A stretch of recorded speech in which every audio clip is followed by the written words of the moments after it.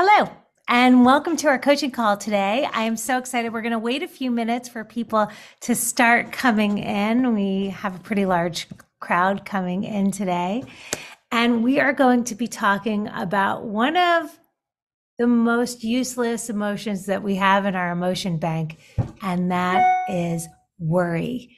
We spend so much time worrying about things that never happen.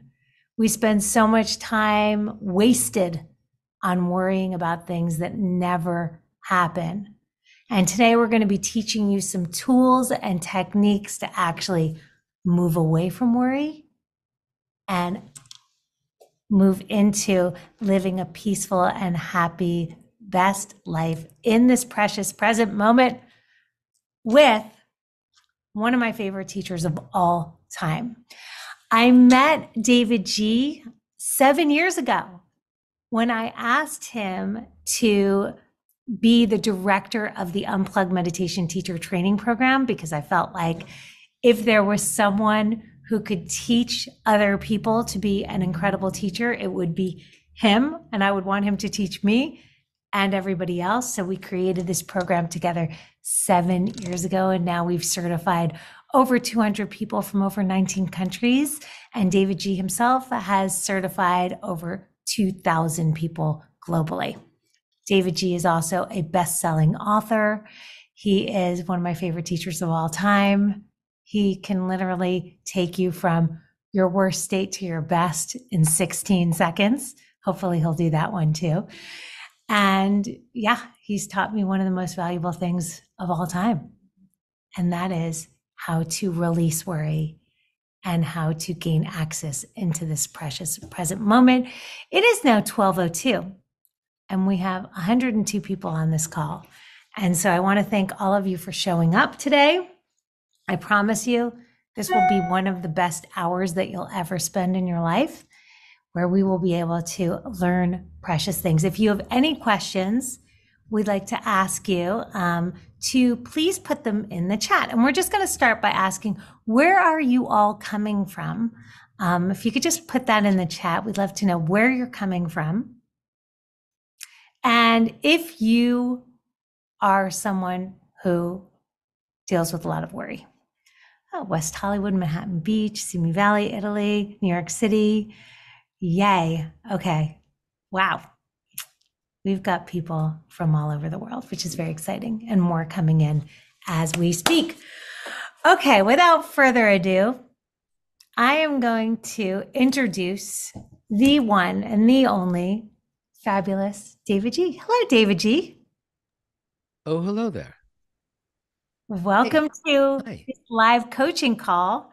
I'm so excited for you. And I can see some people's faces. First of all, I love seeing your faces. These coaching calls were all about connecting as a community. Karen, I see you and I see how smiley you are, and I know how you feel. I get that way every time I look at davidji too. It's cool to hang out with him live. So, davidji, I would love for you to kind of share a little bit about, worry, your thoughts on worry, Mhm. and also just a little bit about yourself before we get into it all. Sure. Oh, hello, everyone. And hello, Unplug. There's a lot of familiar faces and a bunch of familiar names. Hello, Jelena. I know you are the woman behind the scenes making sure all of this stuff always happens. Jelena has also been a core part of the Unplug Meditation Teacher Training. So I do want to give that shout out. And Karen, you and I have traveled the world together, and here we are at Unplug. So, hi everyone. I'm a big fan of Unplug. I met Susie, I don't know, 8 years ago, perhaps. And I've done some of my book launches at the Unplug studio. I've taught at Unplug a bunch of times. The only dog that has ever taught at Unplug is Peaches, the Buddha Princess.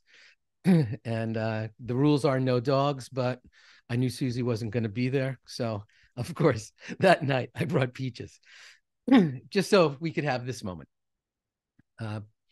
And a bunch of years ago, Susie asked me to come up to Unplug and create a 21-day challenge.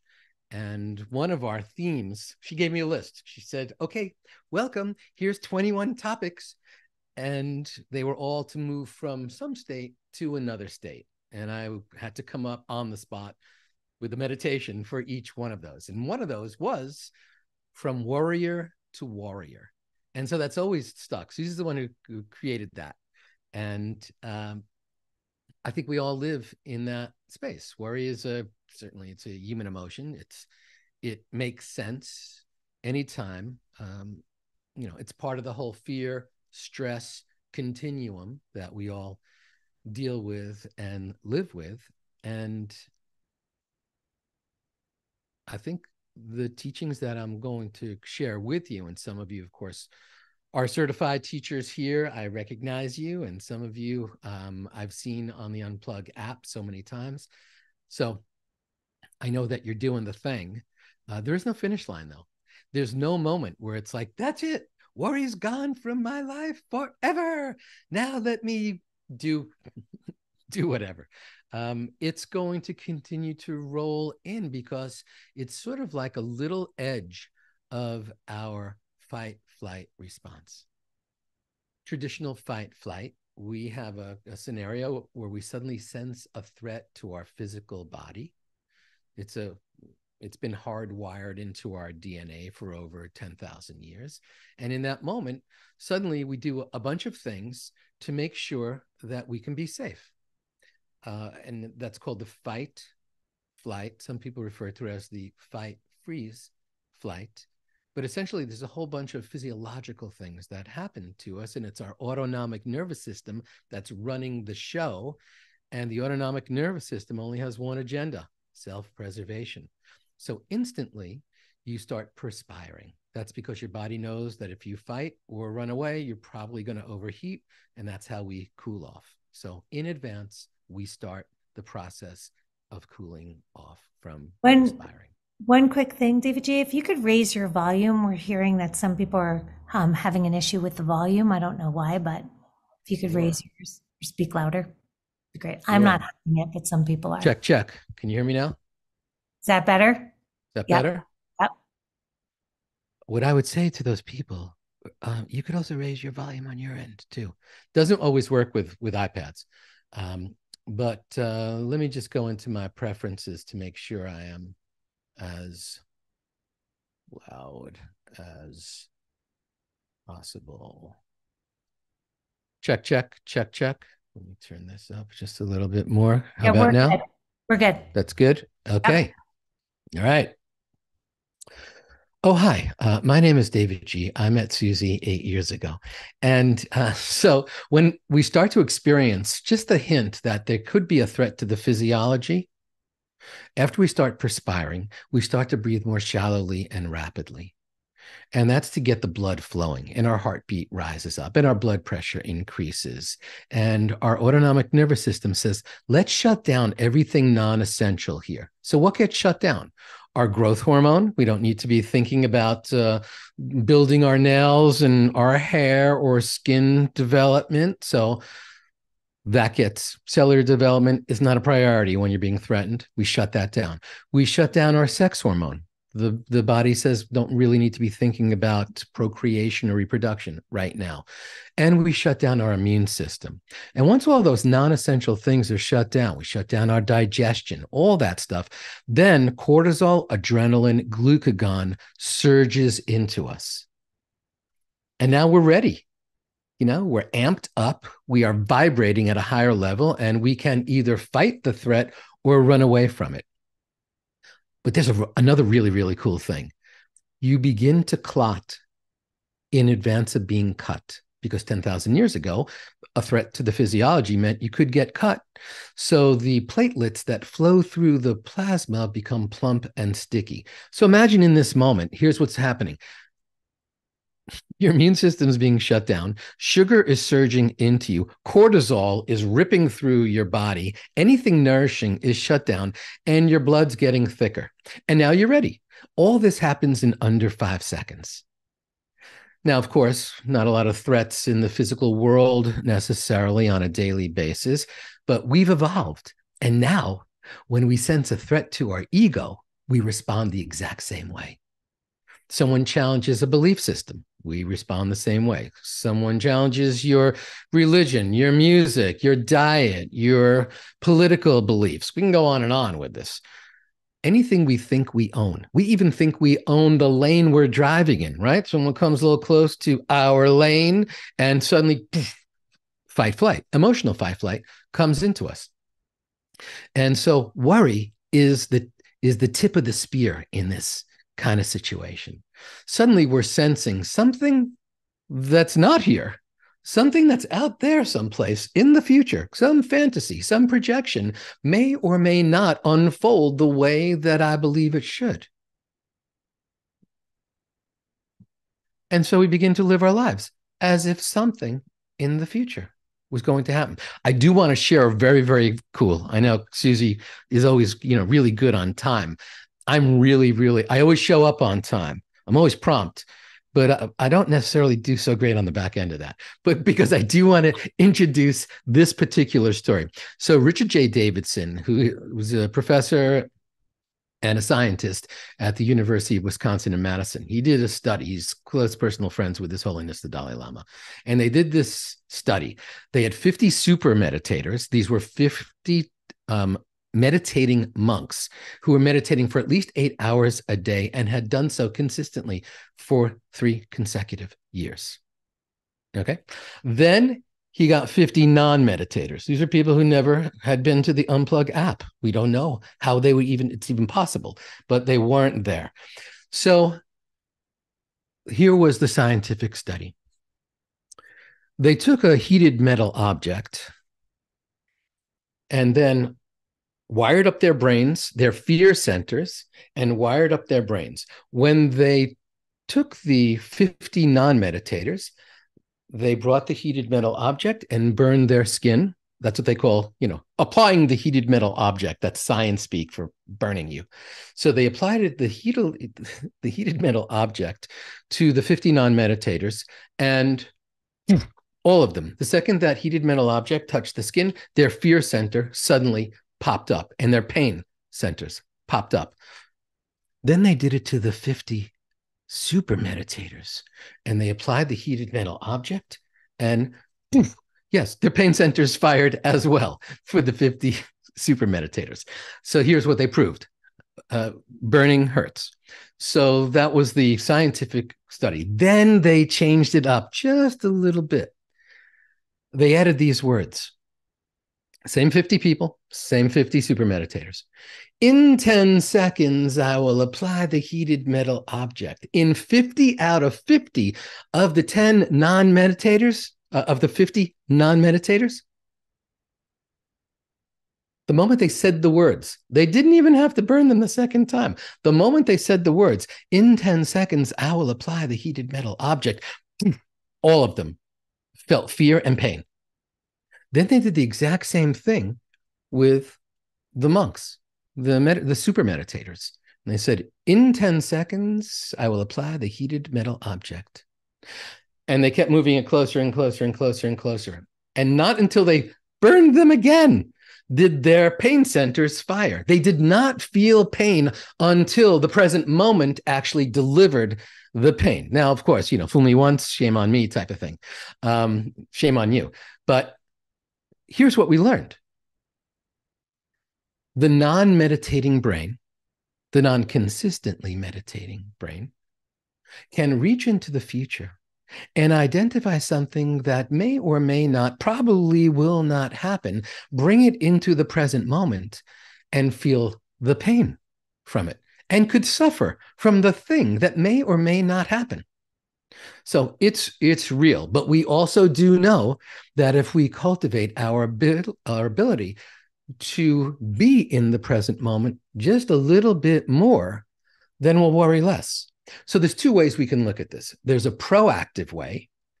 If I can lock down a meditation practice on a consistent basis and I can weave all the present moment techniques into my day, then I'll worry less. And we can also do the in the moment practices. I'm worrying, how do I lessen that? And so today I'm going to share with you a bunch of different techniques to help you. Obviously, realistically, if you are meditating every single day, and I believe in the bookends, once to start your day in the morning, my philosophy is RPM, rise, P, meditate. And one certainly in the afternoon, sometime between 2 and 6 before dinner. So many people like hold on to the last possible second and then do like yoga nidra at 11 o'clock at night after they're watching Lioness. And quite honestly, that's a long time to hold on to your whole day. That's a long time to hold on to worry, which is why just having some kind of pressure relief in the afternoon can be so valuable, so helpful to you. So bookends of your day. It's about consistency, not duration. So even stopping here and there to practice just a little present moment practice could shift everything in your life. So let's do one right now. All right. I like doing this. I was talking to Susie before because I saw her on Reese Witherspoon's show talking about this as well. And so think about something that you're worried about right now. What are you worried about? Maybe, don't go too deep. This is not therapy, but there's something that you think is supposed to unfold out there. You're almost convinced of it. You've been losing weight over it. You've been not sleeping over it. You've been feeling really crappy about this thing out there, and get clear on it. That's okay. And now close your eyes, and through your nose, take a long, slow, deep breath in. Watch that breath. When it gets to your belly, hold it there. Keep holding it there. Hold it there and watch it. Hold it there and witness it. And now release that breath and watch that breath as it moves up your chest, through your throat, out through your nose or mouth. Keep exhaling. Keep allowing that breath to dissipate into the ether. Breathe normally. When it feels comfortable, open your eyes. And that was about 16 seconds. And in those 16 seconds, if you were playing along, and I saw a bunch of you playing along, I know Susie and Angelina were definitely playing along, you were not thinking about that thing in the future. So here's what raise your hand right now. If you were not thinking about, for those 16 seconds, you were fully present and you were not thinking about that thing. Okay, everyone that we can see, and even a whole bunch of hands are popping up on the names as well.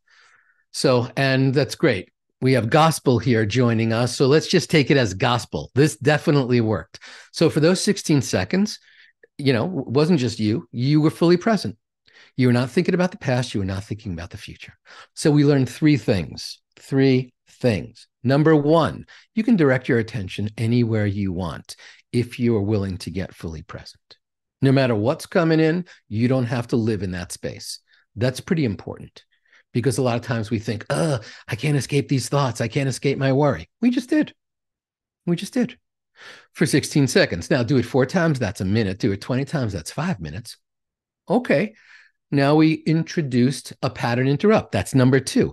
This is called a break in the action, a time in, as my friend Andy Kelly, the Boston Buddha, says. Essentially, we gave our brains a break. That worry stream had and then now you may be back to worrying. Okay, we'll address that in a little bit. But for those 16 seconds, we were fully present. And the third thing that we learned in this 16-second process was the concept, it's a secret of meditation, the object of your attention. Want to cultivate a meditation practice? Just pick any object of attention. For us, that object of attention was us watching our breath as we breathed in, held it, released it, and held it out. We were fully present.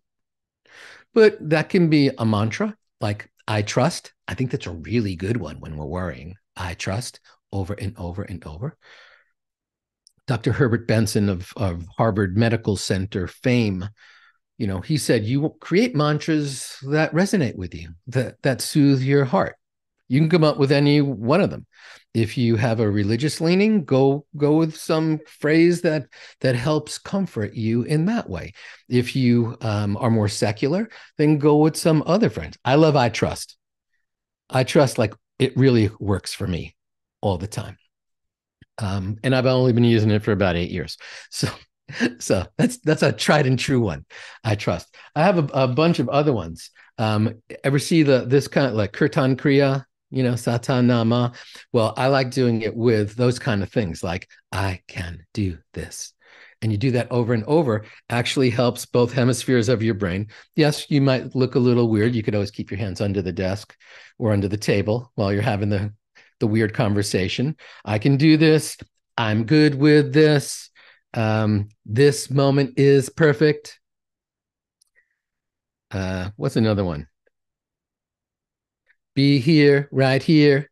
You can come up with your own, or don't do that. But we know that when we do stuff like that, and even on like the Alzheimer's site, several different Alzheimer's sites, they say doing this and associating it with certain languaging really, really helps the brain. It's a great brain training exercise. I have a good one.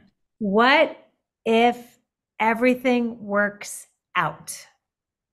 What if everything works out? You could tell who the high achiever in the room is. Suddenly we got like 5 things we're going on into like multiple digits. Okay. Yes. For the more advanced people out, for the control freaks out there, what if everything works out? Yes. Or you could come up with your favorite song. But essentially, if we can come up with our own languaging, this is all about you. This is not anyone telling you, you must recite this phrase or this way. This is you. What soothes me? What makes me feel okay? And so let's think about this concept of that every single thing that has ever happened in your life has led us to this moment. Triumphs and tragedies, traumas, absolutely, and breakthroughs, all learning. The past is prep. It's prep for this moment. And you already trust. Why do you fear? Because you don't trust. So you've already cultivated trust. Right now, you are trusting the next breath is going to come into you. No one here is sitting here going like, I hope that next breath comes. I hope that next breath comes. You're already trusting your heartbeats. Every single person here is trusting that the heart's going to go one more time. So no one here is suddenly in fear that the next breath won't come and that the next heartbeat won't come. You're just taking that for granted. So you're already a trusting being. You just have to apply it to other things in your life as well. And Susie and I have always talked about this concept. And what if the thing you fear doesn't happen and instead something amazing happens? You know what we typically do? Go like, oh, okay, dodge that bullet. Instead of, let me hold a parade. Instead of like embracing and celebrating the win, we're like, whew, escape that loss. It's a mind shift thing. It's a mind shift thing. Is there one slice left and we've all got to fight for it? Or is the pie big and getting bigger? And so this concept of abundance consciousness that we can weave into the future and say, everything has led me to this moment. Why not show up as my best expression and see what this next moment brings? Because guess what? You show up as a loser for the next moment, highly likely you will keep that moniker for a while. You show up open and expansive and trusting, magnificence unfolds. This doesn't mean everything is all good in every single moment. This is not some like angel card kind of, thing that we're just like, okay, it's all good. It's all good. It's not always all good. But why don't we like arrive at it and find out, as opposed to living in fear that it might be before it even happens? Susie knows sometimes I just can't get away from slinging Sanskrit. But, the Bhagavad Gita, just happen to have, I have like 9 Bhagavad Gitas here. I just happen to have one. It's a thick one. It's pretty thick. Chapter 2, verse 47 teaches us we have total control over our own actions and no control over the fruit of those actions. So why are we living in the fruit? Let's live in the beauty of the stuff we can control. Let's show up as our best expression and bring it. And then if it turns out, ooh, that didn't work out too well, lesson. Let's course correct. This morning in the shower, I got into the shower, turned on. I got one of those single dials, so popped in there. Got in first, turned on the water. Note to self, I've only been doing it a couple 100,000 times, you know. Got in, turned on the water, it was freezing. And I'm not a Wim Hof, I don't sit in ice cubes in my, in my cold plunge every day. It's not my thing. So I adjusted it to put a little, make it a little hotter. Turn the nozzle. It got too hot. Then it was too hot. I turned it back. Then it was too cold. Then I turned it back. Finally found the Goldilocks, just right. But I never at any point in that process, even when I got out of the shower, said to myself, you are such a failure at showers. You are such a loser, such a shower loser. I never felt that. It was like, oh, everything in life needs a little bit of course correction. So whatever that thing is out there, set your sights, make your plan. And as chapter 2, verse 48 of the Bhagavad Gita teaches us, Yogasda Kuru Karmani. It's the first line of chapter 2, verse 48. Establish yourself in the present moment and then perform action. That's it. We're going to drop the mic there for 1 sec because we have so many questions also. But one of the things that davidji just said, which I think is genius, is to come up with your own mantra. And I've seen so many beautiful ones that you've put into the chat. So I'm hoping that you can all take a moment and just find those. Actually, they said it was 4 words because we only are clicking the 4 fingers that will work for you. And of course, please feel free to share with those with us in the chat. We have so many questions to go through, and we're going to be going through a lot of them, but a couple of easy shifts that I've also learned from the Unplug Meditation app is substituting the idea of what if this happens? What if that happens? What if? And coming into what is actually happening is we are here in this precious moment, and we are wasting our time thinking about the what ifs that will probably never come. And most people will look back on their lives and wish that they could have those times back when they wasted all that energy on what if. And one of the things that I've learned from davidji also is he talks a lot about that space between, the gap where you can actually make a choice on how you respond. The Viktor Frankl quote. davidji, you can mention that quote. Viktor Frankl said, F-R-E-N-K-L, Austrian psychiatrist, Austrian philosopher, Holocaust survivor. In Man's Search for Meaning, he said, in between stimulus and response, there is a space, right? In between what comes in and what goes out, there is a space. In that space rests our ability to choose. In that choice lies our growth and our freedom. So let's just do that for a moment here. Take a long, slow, deep breath in and let that go. Allow your eyelids to gently float closed. Another long, slow, deep breath in. And ever so gently release that breath. And simply witness your breath here. Simply witness the breath as it flows into you and as it flows back out. Just watch it. Just witness it. Just notice. Notice as the air enters your nostrils, moves through your sinuses, into your throat, into the back of your throat, down into your lungs, and witness as it comes back up.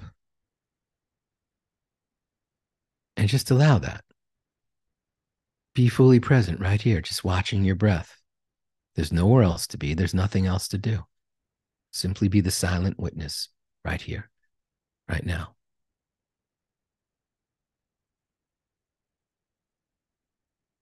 And as you breathe and as you witness, notice that there's a space between the in and the out. You breathe in, then there's a flicker of space. It's just a millisecond. And then you move into your exhale. That space is your still point. That space is who you are. Space between your breaths, space between your heartbeats, space between your thoughts.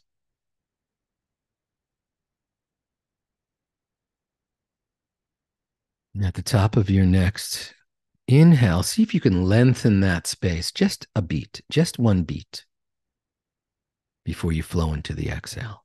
You breathe in, there's that space, you lengthen it just a beat, and then you surrender to your exhale.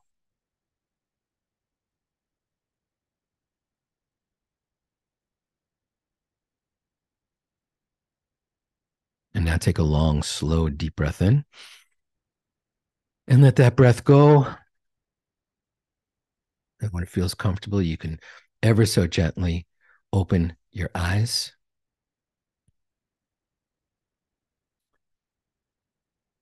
Let's embrace that space. That space is the answer to worry. That space instantly transforms us. So My work here is done. Well, I mean, the breath is so portable. It's something that we can take with us anywhere, anytime. Just remember that you have access to it 24/7. And also you have access to davidji 24/7 on the Unplug app anytime you need it. And there is a meditation on there called From Warrior to Warrior that is phenomenal. I highly, highly recommend it. He's reading the Unplug. Okay. So I can't believe, first of all, at one point we had like 196 people on here. We have 180 people here now. And we have so many questions. And they're such great questions. We would also love to prioritize the people that are on the call live. So if you want to put your questions in the chat, we are here. The book that davidji was holding was Unplug. It was my book. So it was being super sweet. And it's one of the books that we actually have in the Unplug Meditation Teacher Training Program. Okay. So I'm going to just ask you a few, davidji. One of them is, how many consecutive days of meditation does it take before you see results? If you're actually willing to commit yourself and be present, you'll feel the calm in day one. But I have found after 2 days of a morning and an afternoon meditation, and again, consistency, not duration. So you could meditate. You could just use your, the timer, the Unplug timer, 10 minutes in the morning of you just repeating your mantra or going through any meditation that's on the Unplug app in the morning. And then 5 minutes, my favorite 5-minute afternoon meditation is just as you breathe in, silently repeat, let. And as you exhale, silently repeat, go. That's it. Whatever comes in, it doesn't matter. These could be like downloads from the divine, let go. This could be holding a grudge, let go. This could be taking something personally, let go. This could be anything, whatever it is, just let go. And that allows you to come into dinner time a little bit lighter and not bringing all your baggage of the day into your dinner.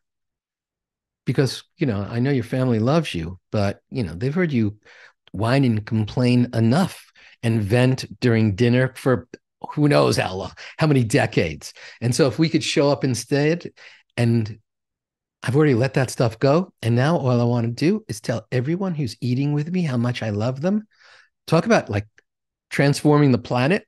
It can start with that very, very first let go meditation. So I know we have a lot of people from all around the world, but before you go to bed, if you're across the pond, feel free to do that. And all of us, sometime this afternoon between 2 and 6, just 5 minutes before we have dinner, do the let go.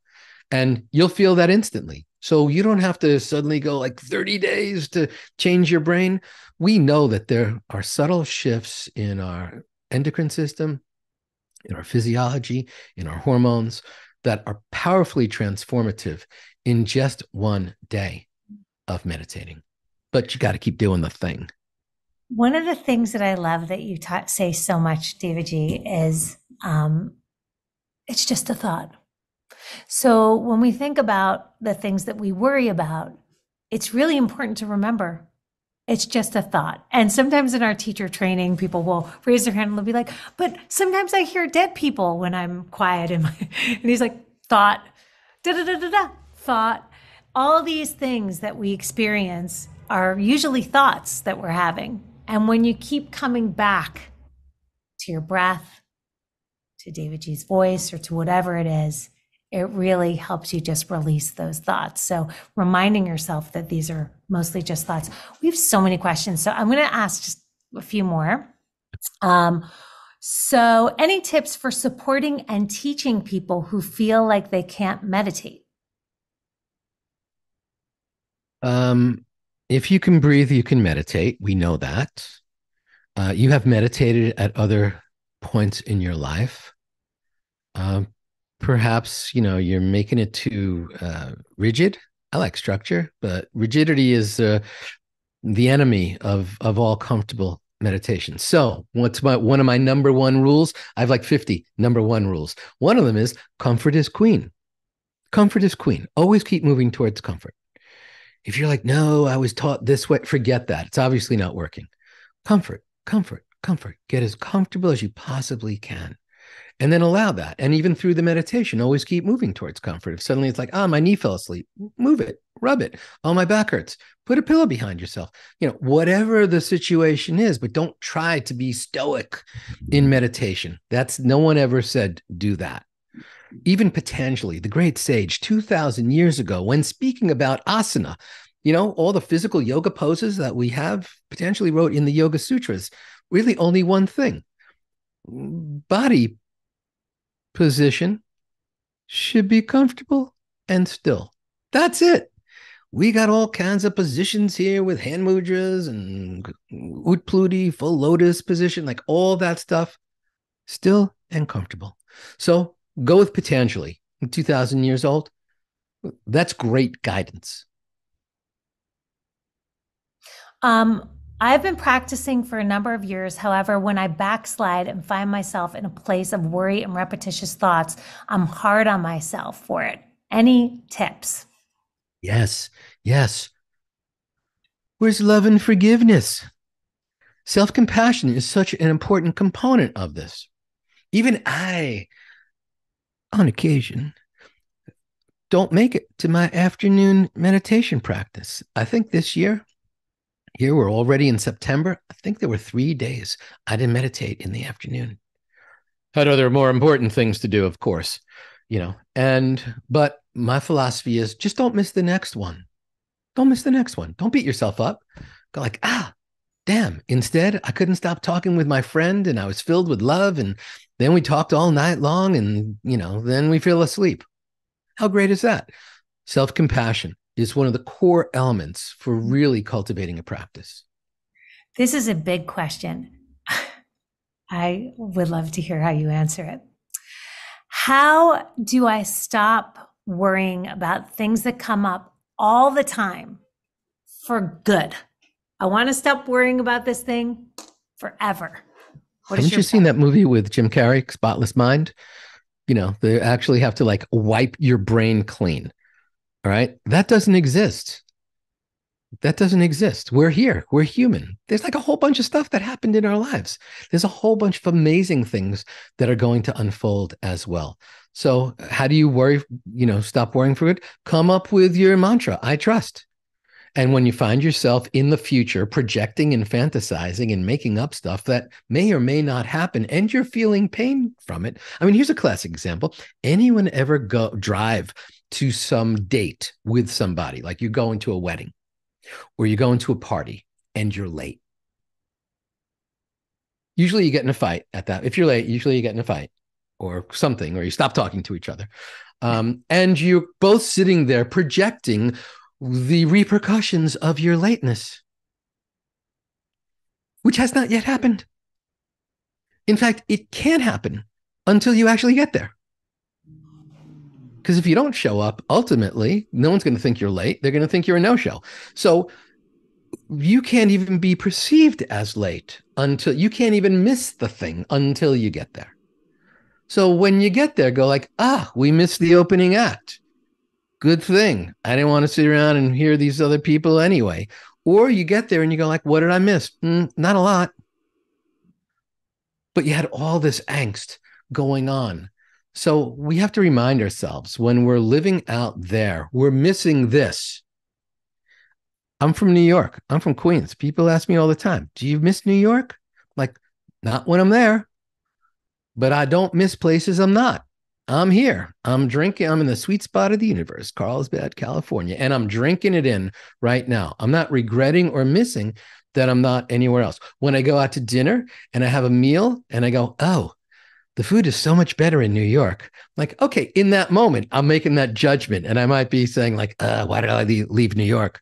It's the center of everything, culture and beauty and art and food. But yeah, Carlsbad's not really known for its great food places.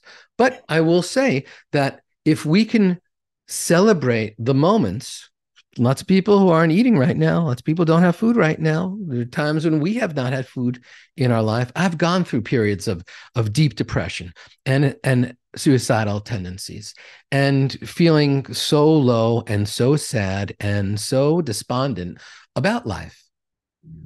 And it's because I was projecting out there that nothing was going to happen that was good. But once I learned through these practices to become fully present in the moment, I stopped stepping out there. I have hopes and dreams and desires. I have targets and goals, but the only way to achieve them is by being fully present. As Don Miguel Ruiz says in the Four Agreements, always do your best, which actually is a line from the Buddha 2,600 years ago, which is right effort. Show up and bring it.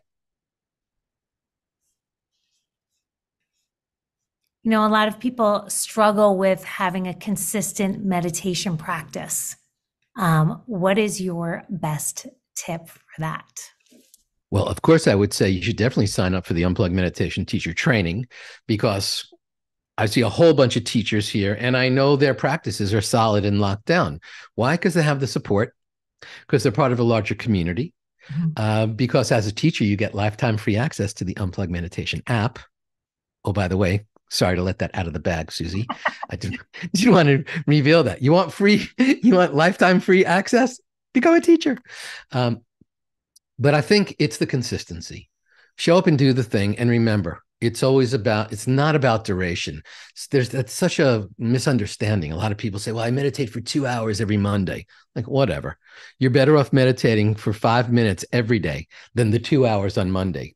Because yeah, there is a halo effect, even with consistent small meditations. There's no halo effect from meditating once on Monday. You might feel good, but still got to wake up on Tuesday.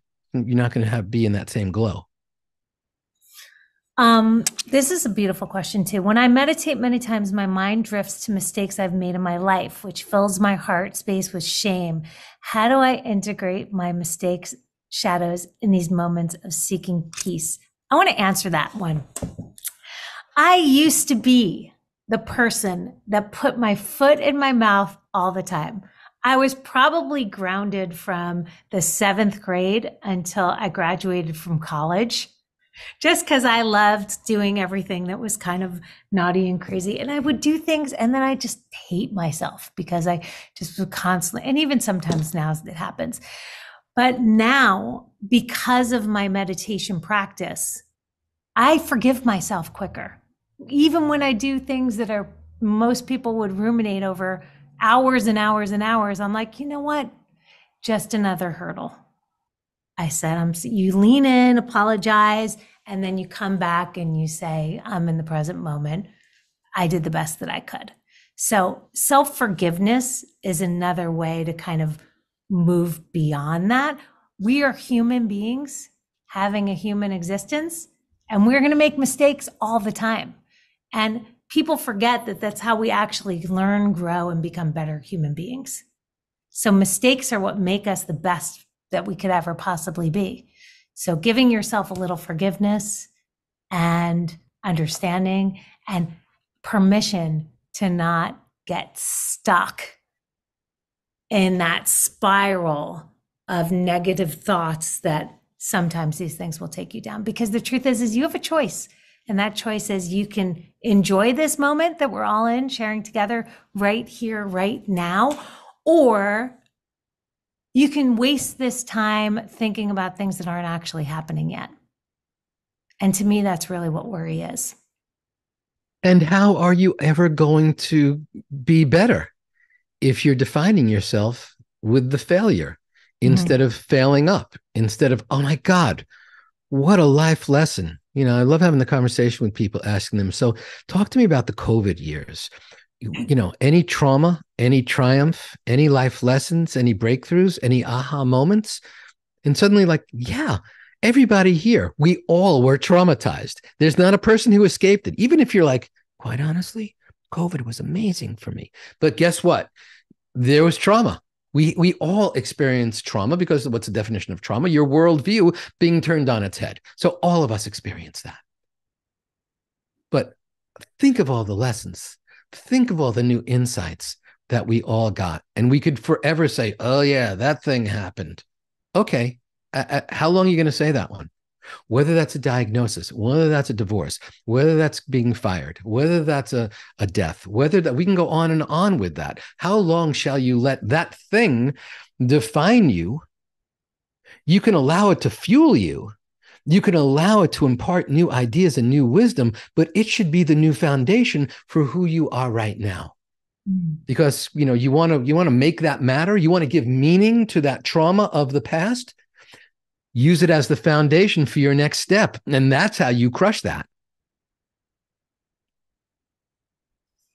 Can you distinguish between worry and fear in the mind and body? Well, of course you can, but I think it's really, really helpful for us to really go into ourselves and ask ourselves, where in my body do I feel this? You know, usually it's in some type of chakra, you know, energy center or something along those. Do I feel it in my throat? Do I feel it in my heart? Do I feel it in my solar plexus, or down deeper, you know, in my lower belly? Where do I feel this thing? Am I feeling it here in my temples or in my third eye? Where am I feeling that fear or that worry? What a great place. Like, identify it by putting your fingers on that space and breathe into it. And suddenly you realize it's just a feeling. It's just a thought. And so, yes, I believe that we can have some of the traumas of our life etched into us at the cellular level, and we can begin the journey of healing those by identifying these, breathing into them, and let go, releasing them through a practice. So even if you say, well, I'm too busy to meditate, as if that could even be possible. You're too busy to be on social media, but you know, 5 minutes to meditate, to connect to the stillness and silence that rests within, so you can make more profound choices in your life, because we know that your prefrontal cortex is actually being elevated during those 5 minutes. But I digress. So I think one of the most important things that we can do is to maybe get quiet and check in with ourselves. Where do I feel it? What is it? Give that emotion a name. Name it to tame it. Right. And then just keep breathing into it for a while. And then remember, you're not your thoughts, you have them. You're not these emotions, you have them. That's beautiful. Elizabeth Mitchell, who I'm looking at your face right now, I want to say thank you for pointing out that a good way to stay consistent is with the Unplug monthly challenges. It helps you with your daily meditation practice. I love reading it because that is the reason why we created those challenges, so that every day we wouldn't have to take a vote. Where should I begin? I just go day 1, day 2, day 3. And I'm at 843 days consecutively. I don't know about you, if you could put in the chat. Curious how many consecutive days you've gotten to, but it's pretty fun too. I know, that's my meditation flex. I'm not even the biggest. I'm not even in the top 10, to be honest, but I think it just makes it really easy. I'm due for a challenge. Jen, anyone who's on here who does not have the Unplug Meditation app, we have a free 30-day offer. It's literally on our Instagram account. So join. You don't even need a credit card. It's free for your first 30 days, and I hope that you do that. One of the things I wanted to talk about, davidji, is a lot of people think, oh, I can't meditate because I think too much. And a lot of people say to themselves, I want to deepen my practice. Where do I begin? Or who am I to teach meditation? I would Yeah. love if you can kind of, and I see some meditation teachers on here like Michelle Swerin and Kelly Held, and maybe a lot of people who I can't even see their pictures. If you're a meditation teacher with us, definitely put it into the chat. But can you talk a little bit about the why the Unplug Meditation Teacher Training Program is so great for deepening your meditation practice and for actually moving from worry to present moment awareness?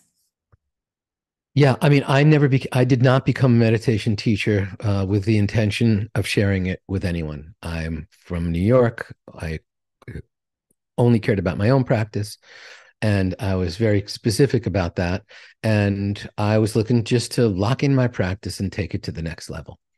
And so the assumption that to be a meditation teacher, you need to be an expert in meditation is absurd, because that's how we cultivate our ability to be a great meditator. And so there's usually three lanes of people who we find who ultimately become certified teachers. You know, when they sign up because they either want to get out there and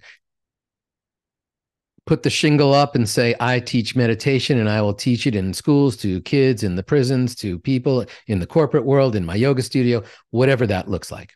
Then there's people like me, just looking to take the practice to the next level, just looking to live a better life. And so it's amazing what happens. Now, I've spent the last 20 years actually teaching people and training people to teach people. And the third category is people who are already brilliant at something in their life.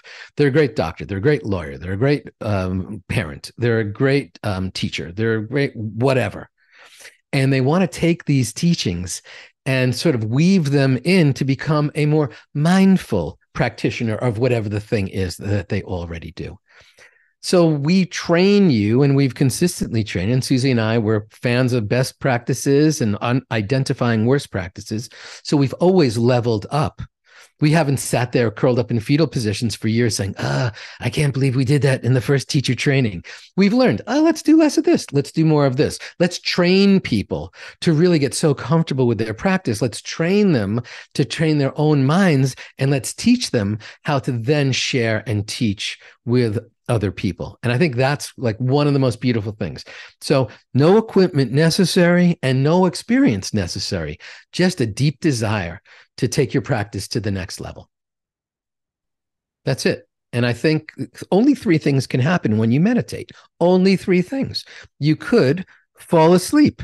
So when you fall asleep in meditation, rather than beating yourself up, check the box and go, score. Did one of the things that could happen when you meditate. Another thing, you could have thoughts. Thinking out too many thoughts, we have between 60,000 and 80,000 thoughts a day. And even on skeptic.com, they say it's not 60,000, it's 6,000 to 8,000. Bottom line, it's a lot of thoughts. So yeah, you could have thoughts, and that's another sign of a verified meditation. Check that box. And the third thing that can happen when you meditate is you could experience, even just for a flicker, and we all did it, some stillness and silence. So those are the three things that could happen: sleep, thoughts, stillness, and silence. If any of those happen, or any type of random fusion of those happen, cool. Signs of a verified meditation. So let's not be so hard on ourselves. We're not trying to accomplish anything. When we meditate, the magnificence and beauty of meditation happens when we open our eyes at the end of the meditation. And now we're back here in the world. A little more chill, a little more patient, a little more loving, a little more forgiving, just a little kinder to ourselves. Meditation really is like a superpower. And once you find what your life's purpose is, you just want to share it with as many people as possible. And that's why I do what I do. I didn't always do this. I used to be a fashion editor prior to opening up Unplug and creating this app. And now I know why I'm here. And for those of you who've watched Live to 100 on Netflix, which is an incredible new show about the blue zones and how to live longer, there's a couple things in there that are very interesting that meditation can help you with.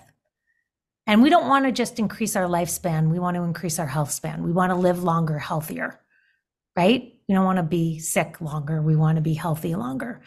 So some of the things that you can do right now is to release anger, release worry. Worry and anger will make you sick because stress will make you sick. And meditation has been scientifically proven to decrease stress. And if you can't lock it in now, there's a way to lock it in, and that is with the teacher training program. I promise you, after you do that, and the people who are on this call will attest to the fact that once you do that, you'll never want to miss another day again. Also, community.